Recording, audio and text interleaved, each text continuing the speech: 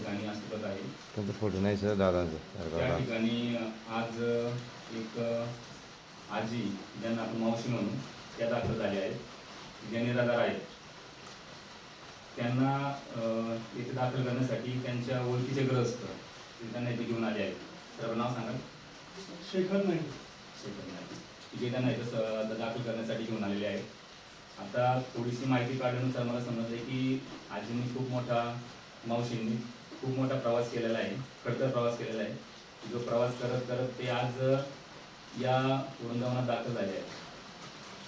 साहजिकच आपण सर्वांनी मिळून आजींचा सन्मान राहील, त्यांचं अस्तित्व व्यवस्थित राहील, त्यांना कुठल्याही प्रकारची तफावती त्यांनी निर्माण होणार नाही, त्यासाठी आपण एक वचनबद्ध राहू. आणि तसं पाहता वृंदावन फाउंडेशन हे वृद्धाश्रम नसून त्याचा आम्ही घरच समजतो. ज्या घरामध्ये सर्व आजींचा, आजोबांचा मान सन्मान केला जातो, त्या ठिकाणी त्यांची सर्व काळजी घेतली जाते. तिथे फक्त राहण्याची सोय नसून एक कुटुंब या नात्याने आपण सर्व या ठिकाणी काम करतो, त्या लोकांचा सांभाळ करतो.